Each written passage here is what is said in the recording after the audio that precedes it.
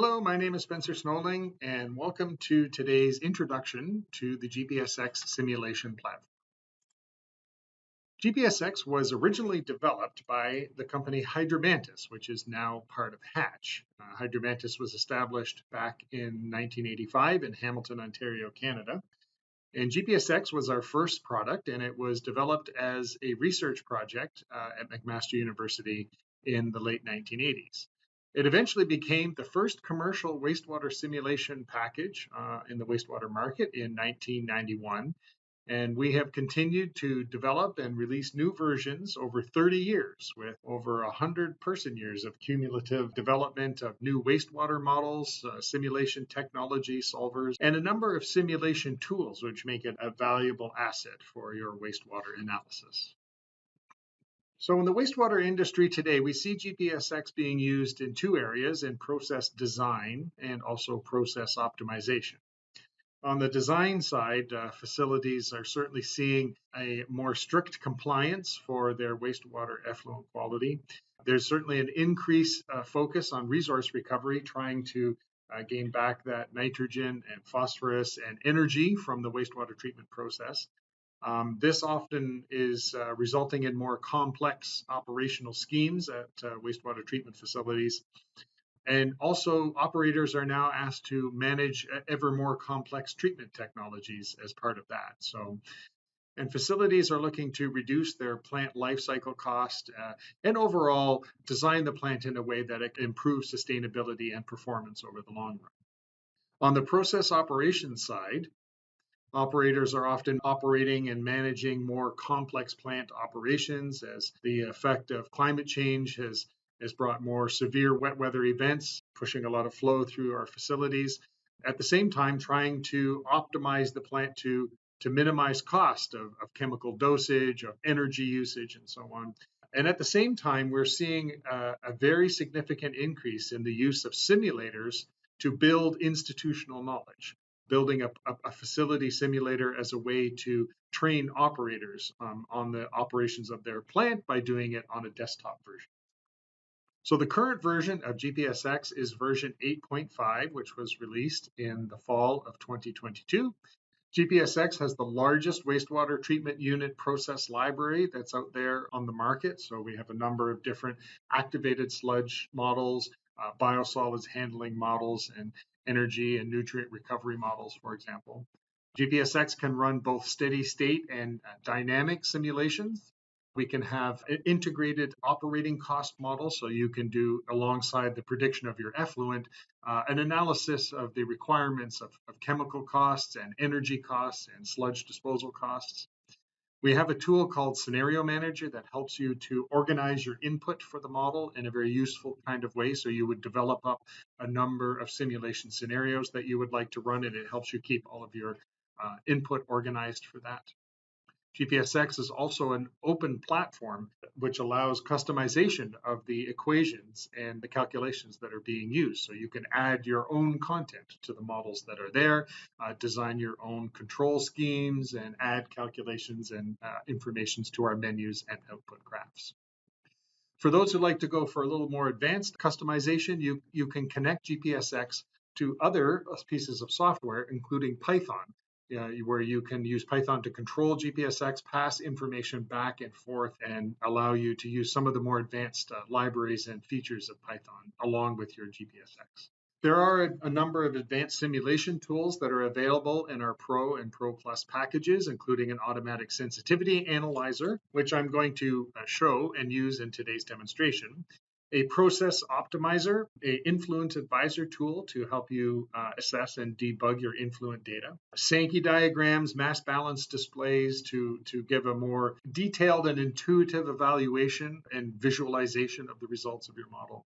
And for those who like to do uncertainty analysis, we have a Monte Carlo tool that allows you to run large numbers of simulations to evaluate the performance of a wastewater treatment facility under uncertain conditions. So let's move on to an actual demo on my desktop here of using GPSX. So this is the GPSX drawing board. That's a large white board here is where you drop the objects that are here on the left-hand side of the screen. And you can build a wastewater treatment plant model of any type of facility by just dragging and dropping the objects onto the board. So what I'm going to do is draw a very simple plant here, consisting of an influent wastewater that's coming in. I'm going to use a plug flow activated sludge tank, and I'm going to have a circular secondary clarifier here, and then also an effluent point here. This is the wastewater outfall. So I can put the connection points together here, drag and drop these. I'm actually going to zoom in so we can see that a bit better, and connect all of these just by dragging and dropping with your mouse. And so this is now a sort of a full setup of all the objects that I want to use for the demonstration today. So as you can imagine, if I was modeling a full facility, I might have 15 or 20 objects on the drawing board here. The next thing that you would do is actually open up these individual objects and enter in the information that we know about them. So for example, here in the input parameters menu, in the physical menu, this is where I would enter in the size of this reactor. So here I can enter in some information. We can work in whatever kind of units that you would like. So I'm working in metric units today. I can even make some notes here. The ability to add notes and document your work as you go along is very helpful when you want to come back to this model again in the future. We can open up the operational menu as well here, operational, and then we can see that this has a DO controller on. I'm going to turn that off and work with a fixed airflow. We can enter in the new airflow that we have. And I would do that for each one of these processes, including the influent, where I would enter the influent flow concentrations of TSS and COD and ammonia and phosphorus. Also, the pH and the temperature can be entered as well. And then once all that information had been entered in, I will move over here to simulation mode. So in simulation mode, this now allows us to adjust the input to the model, run simulations, and observe the output. So that little window that popped up there was the model being compiled with all the information that I entered, and now it's gone off to our libraries of models and collected all of the dynamic mass balance equations, and the model is now ready for us to run, either at steady state or dynamically. So very simply here, I'm just going to click on this button. This will give us a steady state solution to the model. So we can see here, this is the effluent here coming out, and we can see that the effluent TSS is 12, almost 13. Our BOD is 3, our ammonia is 0.1. So this plant is, fully nitrifying, doing full BOD removal, and so on. So we can see how this plant would respond under different circumstances by making adjustments to the model input. So this panel up here is the place where we'll put some input variables that we want to adjust. So for example, I'm going to move the influent flow up here, and we now have what we call a slider. It's a nice, easy way to intuitively change any of those values. You can actually also type numbers in directly. And I also want to set up a couple of more outputs here. Each one of these panels is sort of a standard output that we provide for the objects that are on your drawing board. But I also want to add another one here so that I could observe the dynamics of the effluent quality as we go. So I can right click here, go to output variables. I can do that for any one of the objects that we have on our drawing board. I'm going to do it for the effluent here, and we're going to drag the TSS, and let's do the total BOD, and then let's also do the ammonia, for example, here. And I'm going to hit the auto arrange button. And now we have an effluent panel that we can sort of observe what's going on when we have changes to the influent flow. So I'm going to just change the scale here, just so that we're working on something that we can see okay. And I might change the title very simply. And then I think we're all set and ready to go. So I'm going to run a 30-day simulation. And I'm going to, while this is running, I'm going to adjust the influent flow. So let's get that started. It does steady state first, and then now I can adjust the flow up and down. And we can see how the plant responds to changes in the influent by just adjusting that influent flow. It's a way to do sort of a dynamic capacity analysis. And you can actually, instead of doing it with your mouse, you can actually read a column of data in from a spreadsheet just as easily here and have some interesting wet weather events happening where you could evaluate everything that's going on. So now that we've seen a simple example of how to set up a model in GPSX and run some simulations and get some output, let's take a look at how you would use GPSX to test your design of your wastewater treatment system. We are going to use this GPSX layout to test the size of the secondary clarifiers and the size of the aeration basin to see if we can meet the targets that we are attempting to meet for the effluent quality. So this is a bit more like you would see for a regular project here. We have a raw influent flow coming in, and it goes into a circular primary clarifier, and then our activated sludge tanks. You can see here that we have a completely mixed anoxic zone at the front, followed by a plug flow aerated zone at the back, and there's room here for an internal mixed liquor recycle. A circular secondary clarifier, and then we also have the outfall. Now, the primary and secondary sludge here, you can see, is taken down into this gravity thickener, and then it's thickened before taken over to this anaerobic digester, and then the digested sludge is dewatered in this centrifuge, and the solids are then hauled away, and the centrate is sent back to the head of the plant. So this is a typical setup, and we are going to use this as a steady state analysis to find out whether the size of the tanks and the reactors is big enough. Now, one thing I'll mention real quickly is that we do have a couple of controllers already set up here so that as we change things, the controllers will react. One of them is to keep a constant mixed liquor concentration. So in here, in this pump connection point of the secondary clarifier, the amount that's being wasted will adjust in order to keep a mixed liquor of 2,500 milligrams per liter. The other thing is that we have DO set points in here. And so it will provide, those controllers will provide enough airflow to meet the DO set points as we go along the length of the tank here. And so those are set to 2 milligrams per liter throughout the length of this system. Okay, so let's run some simulations. So as I mentioned, we're going to start by running a steady state solution to the model. This is an analysis of what the system would be like after it's been running for, let's say, a few weeks, 2 or 3 SRTs at this particular loading, environmental conditions, and plant operation. So if I have steady state checked on down here at the bottom and I click on start, I'm going to get a steady state solution to the model. This is the equilibrium that the system would reach over a period of time. So if I slide this down a little bit here, I can look at the effluent quality. This is the outfall. And we can see here that the TSS is almost 20, that the BOD is a little over 30, that the ammonia is a little bit over 30, and the phosphorus is 7.6. So very quickly mention here, we're not going to deal with phosphorus in this example. We're going to deal mostly with just the BOD removal and nitrogen. So you can see here that, well, there is solids being removed and there's been BOD being removed, although those are not spectacularly good numbers. And it's not nitrifying at all, as a matter of fact. So we are going to shoot to have a facility with an effluent TSS less than 10, a BOD less than 5, and an ammonia less than 1. So we may also see some denitrification happening, so we'll keep an eye on the TN as well. But let's shoot to try and get those 3 things, the TSS, the BOD, and the ammonia in line. So what we can do then is that we can adjust the size of this facility and make some changes and then run the simulation again.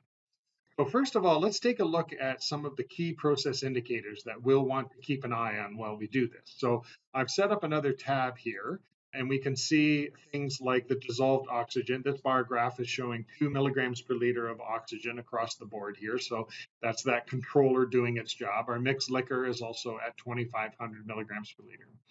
We're also calculating the total SRT and the aerobic SRT of this system. So, and those 2 numbers are up here. So you can see that the total SRT is actually only 1.1 days. So that's telling us for sure that is why we're not nitrifying. We don't have nearly enough sludge age here to nitrify in this particular system, even though we actually have lots of dissolved oxygen. And in fact, the aerobic SRT is actually even less than 1. So that tells us that some of the things in our system are a little bit too small. So let's take a look at adjusting the size of the clarifier and the bioreactor. And we're going to start with the clarifier first in order to improve these numbers here. So we can see, for example, here, let's try and bring down the solids number from 19. Okay, so let's start by increasing the surface area of the clarifier. Let's go from 60 to 80 meters squared. So let's rerun that. And we notice now that that's going to bring our solids down from 19, almost 20, down to 15. So let's increase this again to 100 and see that if that gets us all the way. You're not quite there yet, so we can see that that's 12 now. So what I'm doing is actually a bit of a sensitivity analysis. I'm changing something in the input and seeing how that affects one of the important parameters in the output.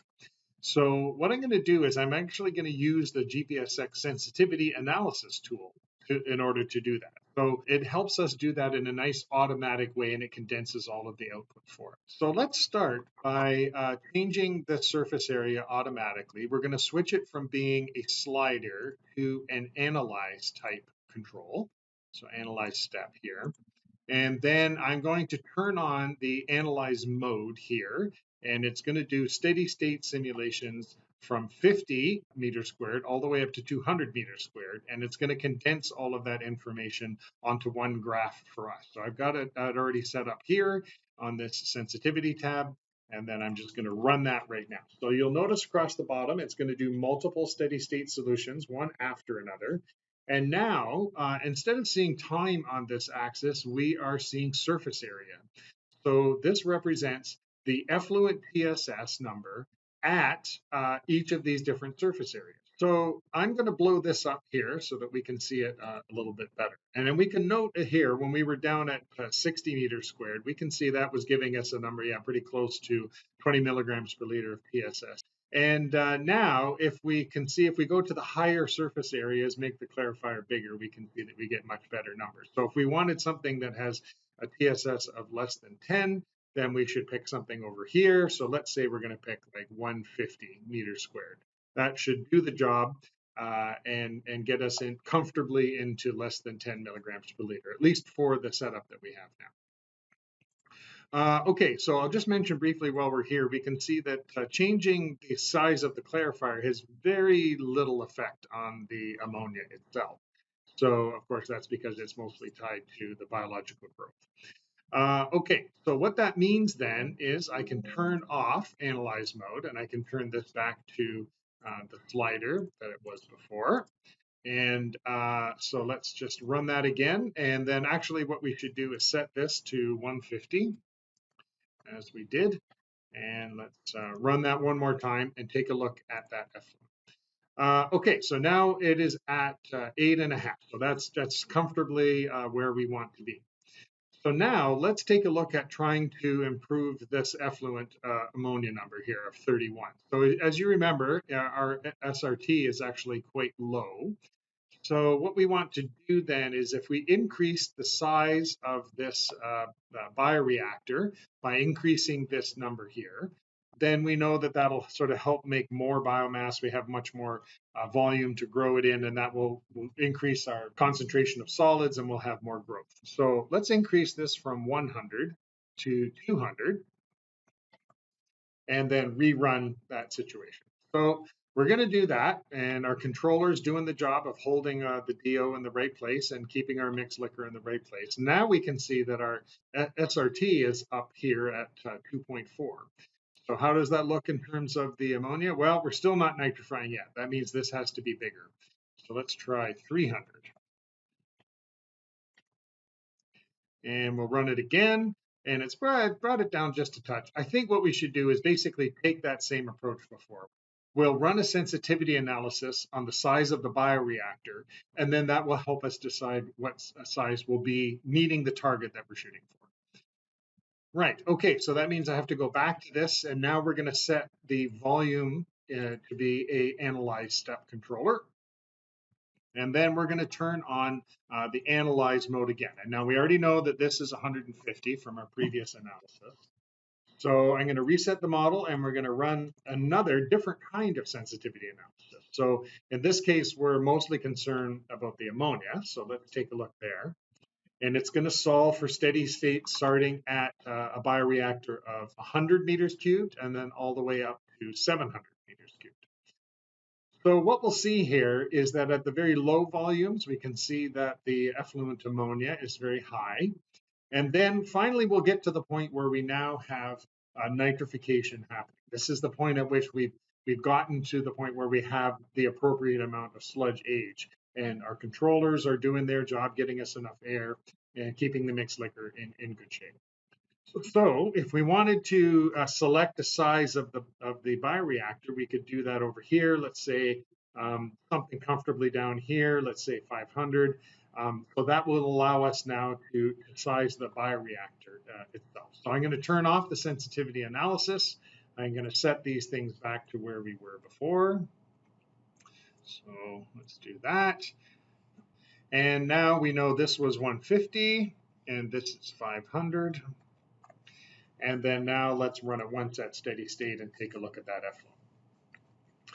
effluent. Okay, so well, first of all, I wanted to check the KPIs. Yep, we got almost 8 days of SRT and 6 days of aerobic SRT. So we know that should be able to do the job well. And then here in the effluent, have we met our targets? Let's take a look.